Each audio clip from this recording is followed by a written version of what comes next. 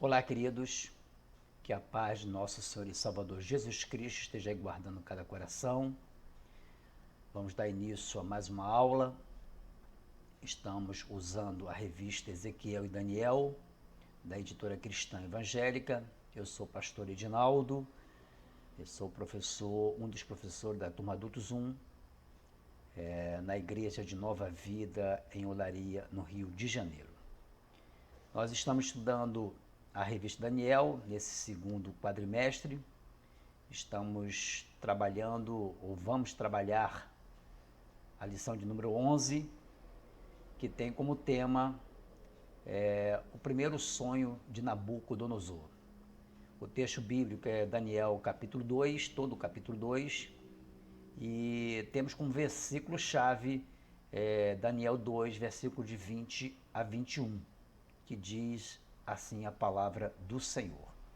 Disse Daniel: seja bendito o nome de Deus de eternidade a eternidade, porque dele é a sabedoria e o poder. É ele quem muda o tempo e as estações, remove reis e estabelece reis. Ele dá sabedoria aos sábios e entendimento aos inteligentes. Vamos ter um momento de oração. Pai querido, em nome do Senhor Jesus Cristo, a Ti rendemos graças, ó Deus, por Tua fidelidade e Teu amor para conosco, pelo privilégio de poder estar aqui diante, Deus querido e santo, de Ti, Pai, para Deus ministrar ao coração dos meus irmãos esta aula, ó Deus, onde eu tenho certeza absoluta que trará benefícios para o Teu povo, Deus, no conhecimento da Tua palavra e, ó Deus, nos ensina a Tua palavra, Deus. Dai-me sabedoria, discernimento, entendimento, Deus, para ministrar essa aula, de maneira que os meus irmãos sejam edificados, Deus, e que assim seja para a glória e louvor do Teu santo nome. Assim nós oramos, ó Deus, e Te agradecemos, ó Pai, em nome do Senhor Jesus Cristo. Amém. Continuando com a nossa aula, queridos, vamos ver aí o alvo da nossa lição. Temos como alvo, dentro desse contexto da lição da revista de Daniel, compreender que as crises devem ser enfrentadas com fidelidade a Deus e oração. Segundo ponto, confiar que Deus está no controle de todas as situações. Usar de diplomacia para com os homens, negociando aquilo que não vai contra a palavra de Deus.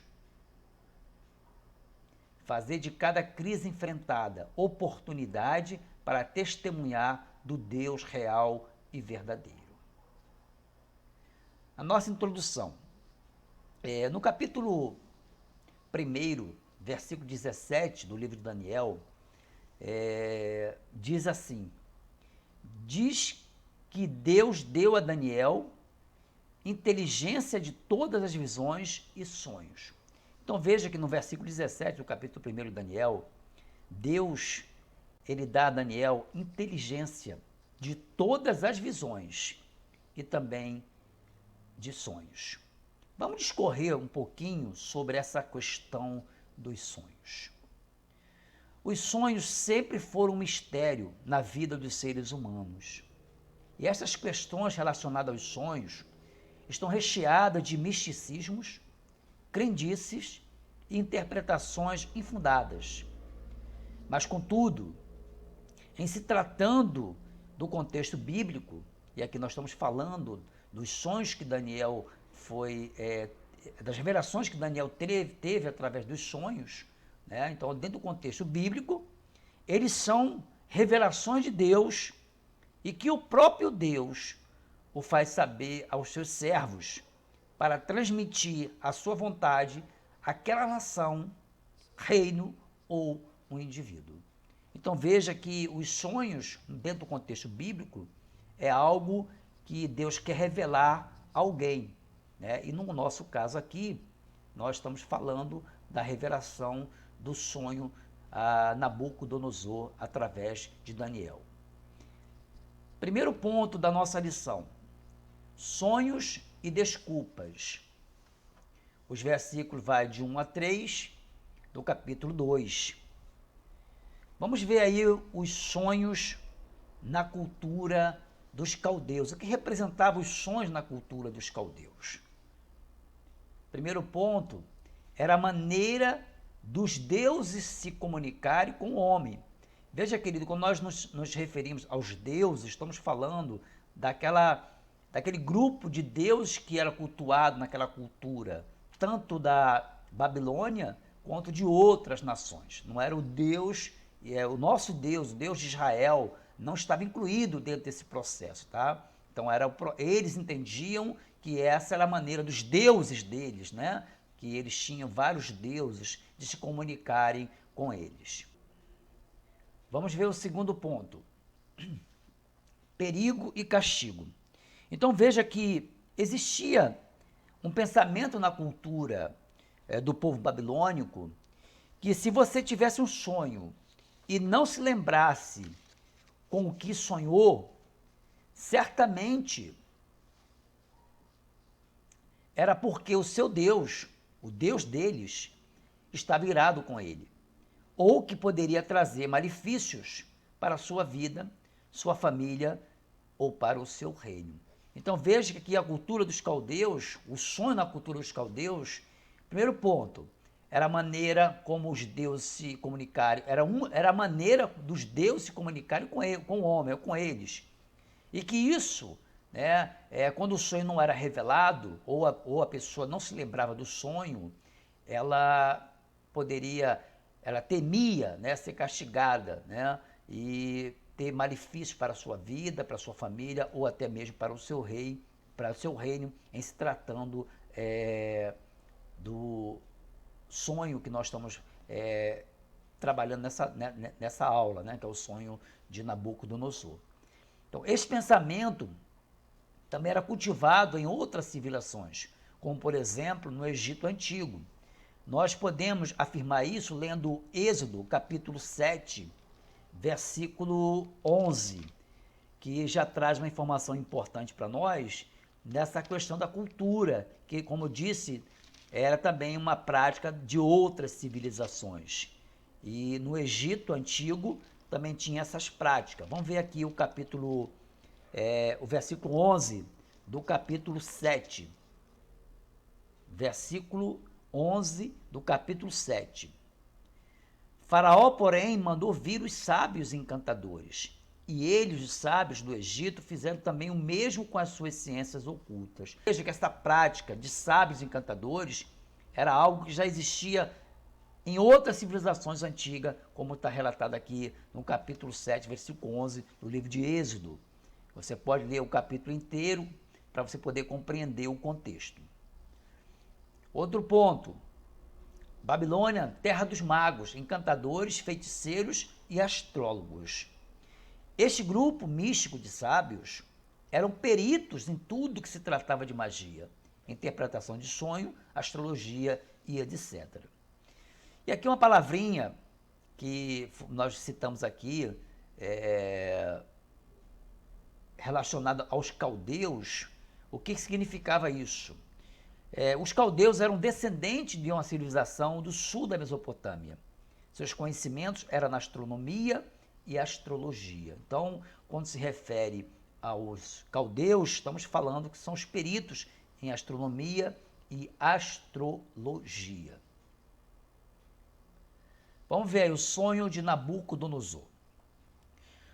O rei Nabucodonosor teve um sonho e provavelmente, quando acordou, ele não lembrou com o que havia sonhado e por isso perturbou-se em seu espírito. Portanto, podemos entender o porquê do rei Nabucodonosor ter ficado tão irado com os magos. O rei Nabucodonosor era um rei arrogante, prepotente e destemido, e quem não atendesse suas determinações sofreria severas punições, até mesmo a morte. Vamos ler os versículos do 1 ao 9 do capítulo 2 para nós podermos compreender essa situação. Diz assim a palavra do Senhor no capítulo 2, no capítulo 2 de Daniel, versículo de 1 ao 9. No segundo ano do reinado de Nabucodonosor, teve este um sonho, e seu espírito se perturbou e passou-lhe o sono. Então o rei mandou chamar os magos, os encantadores, os feiticeiros e os caldeus, para que declarassem ao rei quais lhe foram os sonhos. Eles vieram e se apresentaram diante do rei. Versículo 3 diz: Disse-lhe o rei: Tive um sonho, e para sabê-lo está perturbado o meu espírito. Os caldeus disseram ao rei em aramaico: Ó rei, vive eternamente. Dize o sonho a teus servos e daremos a interpretação. Respondeu o rei e disse aos caldeus: Uma coisa é certa, se não me fizerdes saber o sonho e a sua interpretação, serei despedaçados e as vossas casas serão feitas monturo. Mas se me declarardes o sonho e a sua interpretação, receberei de mim dádivas, prêmios e grandes honras. Portanto, declarai-me o sonho e a sua interpretação. Versículo 7. Responderam segunda vez e disseram: Diga o rei o sonho aos seus servos, e lhe daremos a interpretação. Tornou o rei e disse: Bem percebo que quereis ganhar tempo, porque vedes que o que eu disse está resolvido. Isto é, se não me fazeis saber o sonho, uma só sentença será vossa, pois combinaste palavras mentirosas e perversas para as proferirdes na minha presença, até que se mude a situação. Portanto, dizei-me o sonho e saberei que me podeis dar-lhe a interpretação. Então aqui, querido, está o sonho de Nabucodonosor. Ele teve um sonho e não se lembrou do que sonhara e queria que os magos encantadores, lá os seus sábios, dissessem para ele com o que ele havia sonhado e fizesse a sua interpretação. Vamos ver aí o tópico primeiro, em tratando ainda dos sonhos e as desculpas. As desculpas dos peritos.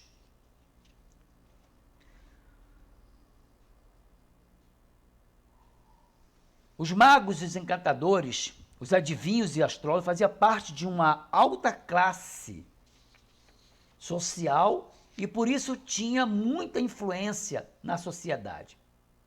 Ao afirmar que nenhum homem tinha tal poder para adivinhar e interpretar o sonho, foi porque dentro da influência e conhecimento em todo o Império Babilônico que eles tinham, não havia tal fato ocorrido. Ou seja, nenhum rei tinha jamais feito semelhante exigência.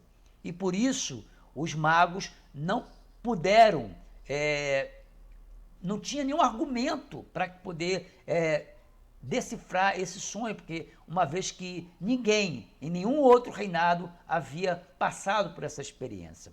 Portanto, eles atribuíram tal poder aos seus deuses e estes não moravam com os humanos. Veja o que diz aí os versículos 10 e 11 do capítulo 2 de Daniel. Responderam os caldeus na presença do rei e disseram: Não há mortal sobre a terra que possa revelar o que o rei exige, pois jamais houve rei, por grande e poderoso que tivesse sido, que exigisse semelhante coisa de algum mago, encantador ou caldeu.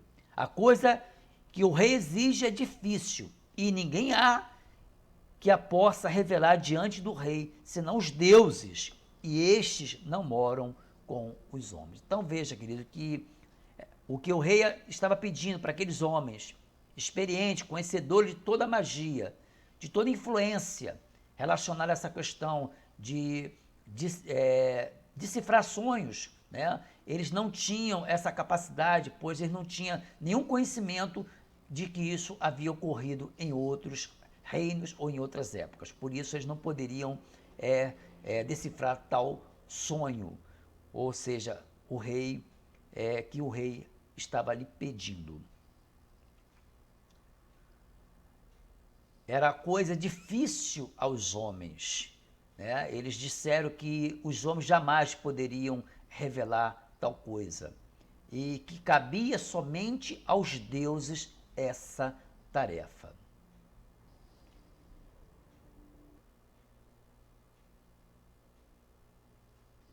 Segundo ponto, a reação de Daniel diante da ameaça real. Os versículos são de 12 a 23 do capítulo 2. Vamos ver aí o tópico 2, a reação de Daniel diante da ameaça real. Os versículos são de 12 a 23 do capítulo 2 de Daniel. Daniel falou avisada e prudentemente. O rei enfurecido determinou que todos os sábios da Babilônia fossem mortos. O decreto fora publicado e a ameaça de morte chegou também a Daniel e seus amigos. Os versículos 12 e 13 nos dá essa informação. Então o rei muito se irou e enfureceu, e ordenou que matasse a todos os sábios da Babilônia. Saiu o decreto segundo o qual devia ser mortos os sábios, e buscaram a Daniel e seus companheiros para que fossem mortos. Então veja que diante dessa ameaça, Daniel ele foi prudente, sensato, ponderado e sábio ao falar ao oficial encarregado de executar a ordem do rei Nabucodonosor. Veja aí o que diz os versículos 14 e 15 do capítulo 2. Então Daniel falou avisada e prudentemente a Arioque, chefe da guarda do rei, que tinha saído para matar os sábios da Babilônia.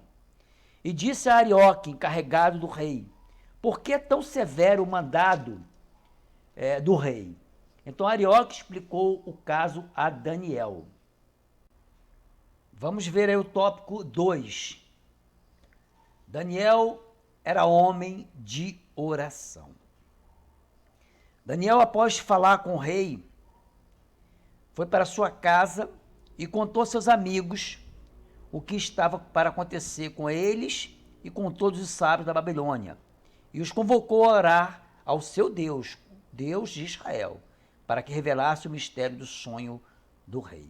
Versículos 16 a 18 diz: Foi Daniel ter com o rei e lhe pediu que designasse o tempo, e ele revelaria ao rei a interpretação.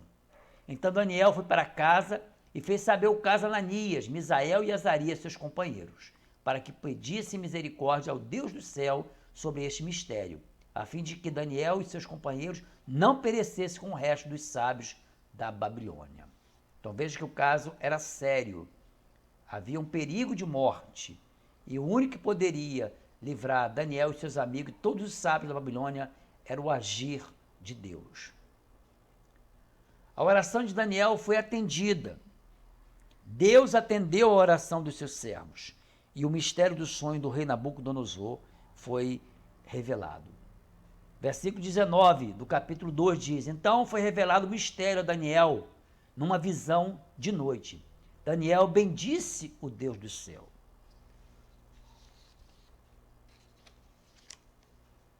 Então veja que Daniel, a oração de Daniel foi atendida e Deus revelou o sonho durante a noite. Ponto 4. Daniel louvou a Deus e agradeceu toda a misericórdia dele para com os seus servos.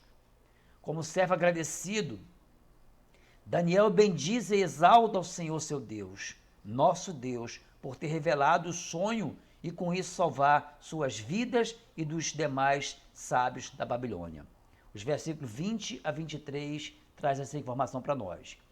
Disse Daniel: Seja bendito o nome de Deus de eternidade a eternidade, porque dele é a sabedoria e o poder. É ele que muda o tempo e as estações, remove reis e estabelece reis. Ele dá sabedoria aos sábios e entendimento aos inteligentes. Ele revela o profundo e o escondido, conhece o que está em trevas e com ele mora a luz. Versículo 23.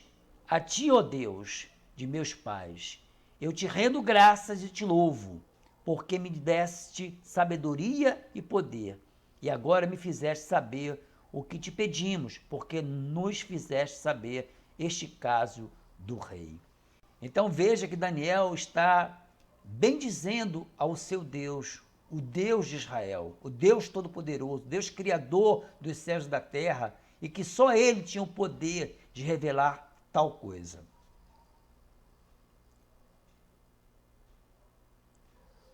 Vamos ver aí. Daniel interpreta o sonho para o rei. Vamos ver os argumentos de Daniel diante do rei. Os versículos são 24 ao 30 do capítulo 2. Daniel vai falar com o oficial responsável pelo cumprimento do veredito do rei e pede para ser levado à presença do rei. Os versículos 24 e 25 traz essa informação para nós. Por isso, Daniel foi ter com Arioque, ao qual o rei tinha constituído para exterminar os sábios da Babilônia. Entrou e lhe disse: não mate os sábios da Babilônia. Introduz-me na presença do rei e revelarei ao rei a interpretação. Então Arioque depressa introduziu Daniel na presença do rei e lhe disse: achei um dentre os filhos dos cativos de Judá, o qual revelará ao rei a interpretação. Daniel é introduzido à presença do rei e diante dele o rei lhe pergunta. Versículo 26. Respondeu o rei e disse a Daniel, cujo nome era Beltesazar: podes tu fazer-me saber o que vi no sonho e a sua interpretação? Bom, neste caso, vamos ver o que diz aí, o que Daniel deixou bem claro diante do rei. Em primeiro ponto, Daniel deixou claro que a exigência do rei quanto ao revelar o seu sonho era algo impossível aos sábios do rei. Versículo 27. Respondeu Daniel na presença do rei e disse: o mistério que o rei exige, nem cantadores, nem magos, nem astrólogos o pode revelar ao rei. Ponto 2. Daniel também deixou claro que havia um Deus no céu e que só ele poderia revelar a alguém este mistério. E não a qualquer pessoa, mas sim a quem ele queria revelar. E neste caso, ele quis revelar a Daniel. Vamos ver o que diz aí os versículos de 28 a 30. Mas há um Deus no céu, o qual revela os mistérios, pois fez saber ao rei Nabucodonosor o que há de ser nos últimos dias. O teu sonho e as visões da tua cabeça, quando estava no teu leito, são estas. Estando tu, ó rei, no teu leito, surgiram-te pensamentos a respeito do que há de ser depois disto. Aquele, pois, que revela mistério, te revelou o que há de ser. E a mim me foi revelado este mistério, não porque haja em mim mais sabedoria do que em todos os viventes, mas para que a interpretação se fizesse saber ao rei e para que entendesses as cogitações da tua mente. Então veja, queridos, que Daniel, ele foi sábio em todas as suas palavras. E nós podemos entender que Daniel foi sábio até quando se referiu a Deus, o Deus de Israel. E por que Daniel se referiu a Deus como Deus do céu e não como Deus de Israel? A cultura espiritual na Babilônia era politeísta, ou seja, eles cultuavam, ou seja, eles cultuavam a vários deuses. E se Daniel referisse a Deus como Deus de Israel, seria mais um Deus naquela cultura.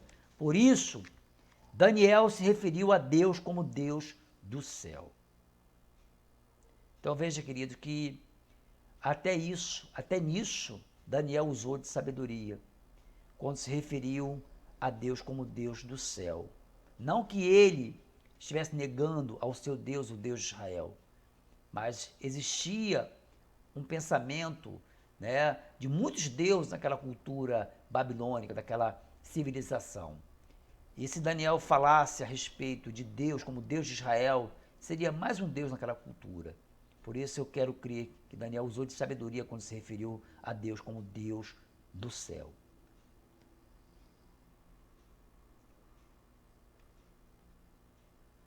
O sonho e seu significado. O capítulo 2, os versículos 31 a 45. Vamos ver aí o significado do sonho do rei. Ponto 1. Uma grande estátua imponente. Versículo 31 do capítulo 2. Tu, ó rei, estava vendo, e eis aqui uma grande estátua, Esta, que era imensa e de extraordinário esplendor, estava em pé diante de ti, e a sua aparência era terrível. A composição da estátua não era uma estátua qualquer. Ela tinha todo um significado. Vamos ver os versículos 32 e 33 do capítulo 2. A cabeça era de ouro fino, o peito e os braços de prata, o ventre e os quadris de bronze, as pernas de ferro, os pés em parte de ferro e em parte de barro. Então veja, queridos, que a estátua que estava no sonho de Nabucodonosor era algo de aparência terrível, como diz o texto. A cabeça de ouro fino, os peitos e os braços de prata, o ventre e os quadris de bronze, as pernas de ferro e os pés em parte de ferro e em parte de barro. Em meio a essa visão, uma pedra é cortada, não por uma ação humana, é arremessada contra os pés da estátua e esmiuçando-a por completo, e tudo é levado pelo vento. Contudo, a pedra tornou-se em grande montanha, de forma que encheu toda a terra. Então veja, vamos ver aí os versículos 34 e 35 do capítulo 2. Versículo 34 diz: quando estavas olhando, uma pedra foi cortada sem auxílio de mãos, feriu a estátua nos pés de ferro e de barro e os esmiuçou. Então, foi juntamente esmiuçado o ferro, o barro, o bronze, a prata e o ouro, os quais se fizeram como a palha das eiras no estio, e o vento os levou, e deles não se viram mais vestígios. Mas a pedra que feriu a estátua se tornou em grande montanha e encheu toda a terra. Vamos ver aí o significado, o sonho, vamos ver o sonho e os seus significados. Os versículos são de 31 ao 45.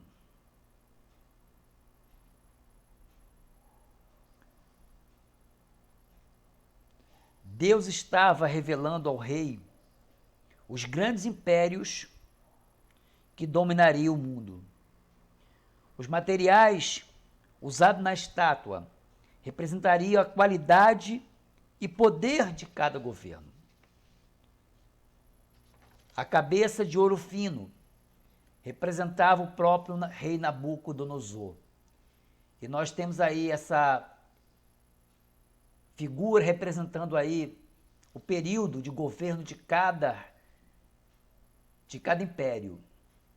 Nabucodonosor, que reinou entre 605 a 539 a.C. Por isso, ele tem como simbologia a cabeça de ouro fino, representando todo o poder soberano sobre todos os reinos.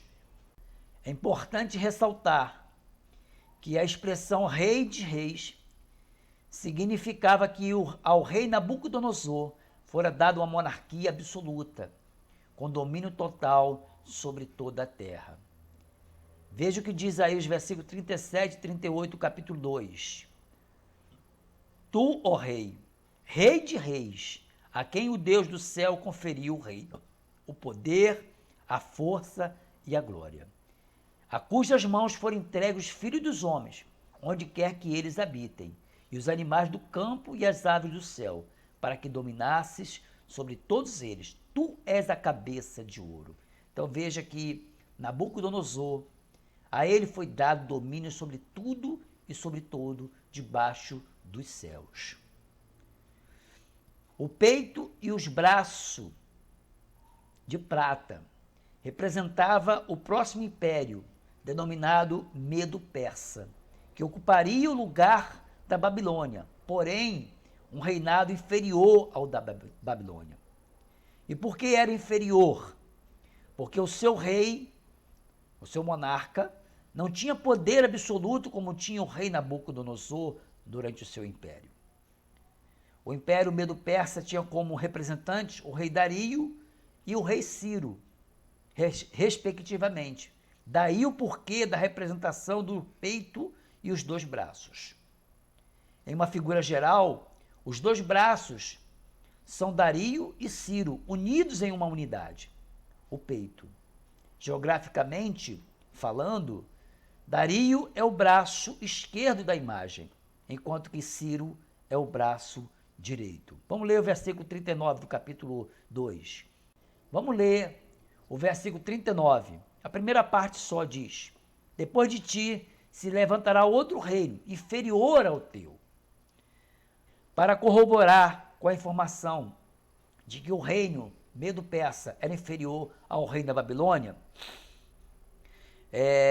porque o rei Nabucodonosor, o que ele ditava, o que ele dizia, ele poderia mudar, fazer o que ele bem quisesse. Já dentro do Império Medo-Persa, isso não poderia acontecer. O que o rei determinasse era escrito, e ele não poderia revogar o que for escrito.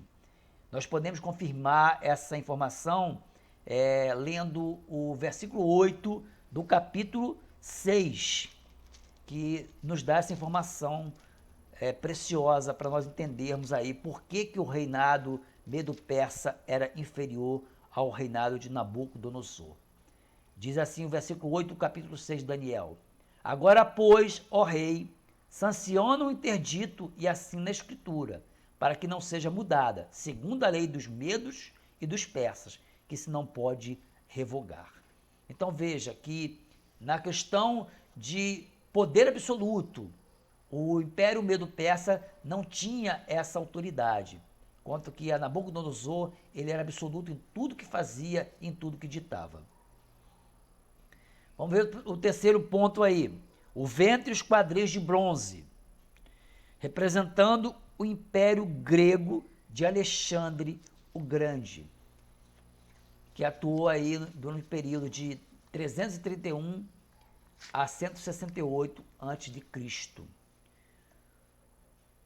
O primeiro reino, o babilônico, foi de fato o mais ilustre em todos os aspectos, menos em extensão geográfica, pois nesse sentido, o maior de todos foi o Império Grego-Macedônio. Isso pode ser visto na própria extensão que existe entre o ventre e as coxas da terrível imagem. Finalzinho do versículo 39 diz, do capítulo 2: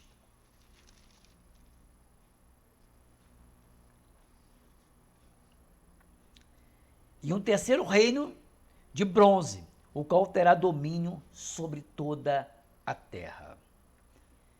Quarto ponto, as pernas de ferro, representando o Império Romano, o mais forte dos quatro reinos. Versículo 40 diz: o quarto reino será forte como de ferro, pois o ferro a tudo quebra e esmiuça. Como o ferro quebra todas as coisas, assim ele fará em pedaço e esmiuçará. Então veja, querido, que existiria um reino tão forte que a história diz que Roma reinava com mãos de ferro. Era um destruidor nato. A tudo destruía. Não media esforço para conter toda e qualquer situação. A braços de ferro, como diz a história. Ponto os pés em parte de ferro e em parte de barro, simbolizando força e fraqueza. Sugere que todo o governo aqui, simbolizado pela forma humana da estátua e de seus componentes, irão cair e desaparecer. Veja o que diz aí os versículos 41 e 43. Quanto ao que viste dos pés e dos artelhos, em parte de barro, de oleiro e em parte de ferro, será esse um reino dividido.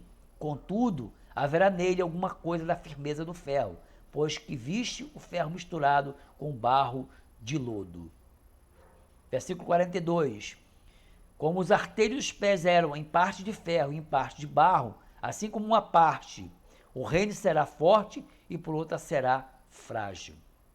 Quanto ao que viste de ferro misturado com barro ou de lodo, misturar-se-ão mediante casamento, mas não se ligarão um ao outro, assim como o ferro não se mistura com barro.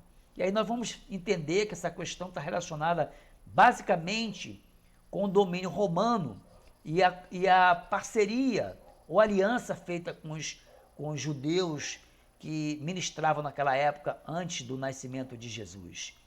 E nós vimos aí que durante o nascimento de Cristo, eles tinham uma parceria, uma aliança, né? Onde um vivia em função do outro, ou seja, um orquestrava um relacionamento para que, na verdade, ambos tinham um relacionamento comum para que houvesse harmonia no reino. Independente, porém, tinha suas alianças naquilo que era dos seus interesses. Vamos ver aí o ponto F, em se tratando da pedra. Daniel explicou que chegará um dia que os reinos humanos não mais existirão e que Deus suscitará um reino que jamais terá fim. Versículo 44 e 45 diz: Mas no dia destes reis, o Deus do céu suscitará um reino que não será jamais destruído. Este reino não passará a outro povo, esmiuçará e consumirá todos estes reinos, mas ele mesmo subsistirá para sempre. Versículo 45 diz: Como viste que do monte foi cortada uma pedra, sem auxílio de mãos, e ela esmiuçou o ferro, o bronze, o barro, a prata e o ouro. O grande Deus fez saber ao rei o que há de ser futuramente. Certo é o sonho e fiel a sua interpretação. E aqui nós podemos entender que o texto aqui está tratando de uma parte onde se refere a Cristo, que viria futuramente, né? Essa era uma visão escatológica de Daniel. É bom lembrar que o livro de Daniel é um livro escatológico, né? E que ele está fazendo uma alusão à pessoa de Cristo, que viria algum tempo depois, e que esse reino, estabelecido por Jesus, jamais teria fim, ou jamais terá fim. Vamos ver aí o próximo ponto. As consequências para Daniel e os seus 3 amigos. Versículos 46 a 49. Daniel, ele não desejou, desde o princípio do fato ocorrido, algum crédito para si mesmo ou para seus amigos. Contudo, não pôde impedir de ser agraciado pelo rei Nabucodonosor. Na verdade, o rei estava glorificando a Deus, reconhecendo Daniel como servo fiel ao seu Deus. Então vamos ver aí o que diz os versículos 46 e 47 de Daniel, capítulo 2. Então o rei Nabucodonosor se inclinou e se prostrou rosto em terra perante Daniel, e ordenou que lhe fizesse oferta de manjares suaves perfume. Disse o rei a Daniel: Certamente o vosso Deus é o Deus dos deuses e o Senhor dos reis, e o revelador de mistério, pois pudeste revelar este mistério. Então veja, querido, que o rei Nabucodonosor se inclinou e ordenou que ele fizesse oferta de manjares e suaves perfumes na presença de Daniel. Na verdade, o que nós podemos entender aqui é que o rei estava querendo era exaltar o Deus de Daniel, o Deus criador dos céus e da terra, o Deus que tudo pode, o Deus que tudo vê, o Deus que revelou ao rei, através de Daniel, o que ele havia sonhado e o que seria futuramente no seu reinado. Ponto 2. Então o rei engrandeceu a Daniel, como também o fez chefe supremo de todos os sábios da Babilônia. Versículo 48 do capítulo 2. Então o rei engrandeceu a Daniel e lhe deu muitos e grandes presentes e o pôs por governador de toda a província da Babilônia, como também o fez chefe supremo de todos os sábios da Babilônia. a Bíblia nos relata em outra época um ocorrido que com a pessoa de José. Lá no Egito, quando o faraó teve um sonho, o rei do Egito teve um sonho e José fez a interpretação desse sonho. E após a revelação do sonho, o rei do Egito o coloca José como governador de toda a província do Egito. Interessante que Daniel também tem essa mesma honra através do rei da Babilônia. Tópico 3. Daniel não se esqueceu dos amigos. Daniel e seus amigos decidiram serem fiéis a Deus e por isso foram instrumento de Deus para abençoar aquela dinastia, administrando com justiça e com honestidade. Vamos ver o versículo 49. A pedido de Daniel, constituiu o rei a Sadraque, Mesaque e Abednego sobre os negócios da província da Babilônia. Daniel, porém, permaneceu na corte do rei. Queridos, e para nós podermos concluir,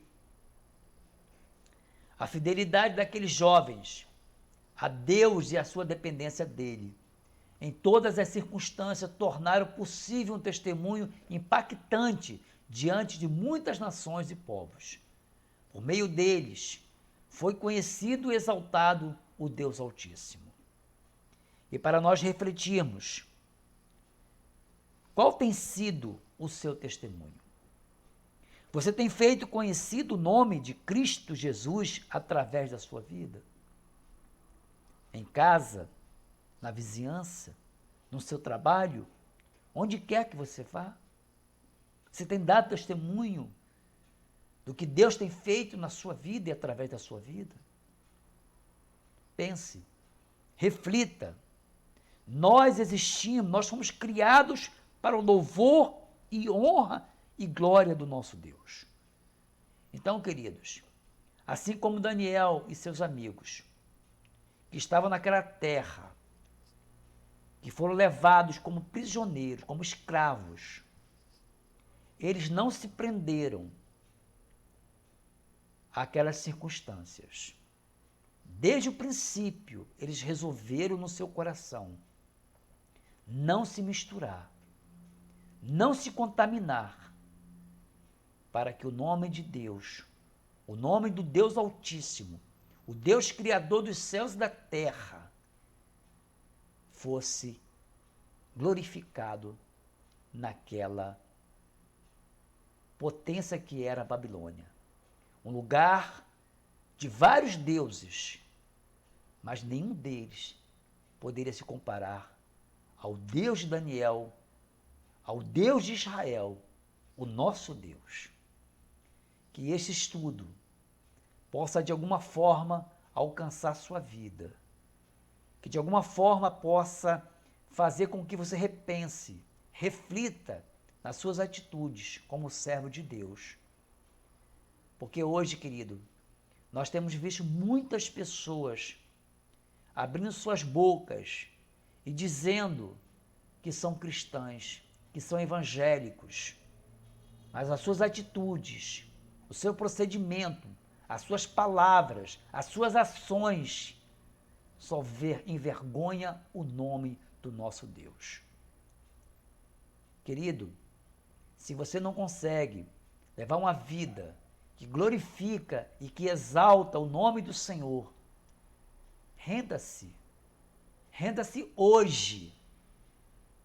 Porque hoje é o dia. Você não sabe o que irá lhe acometer amanhã. Então renda-se hoje. Se converta ao nosso Deus. Declare que Ele é o seu Deus.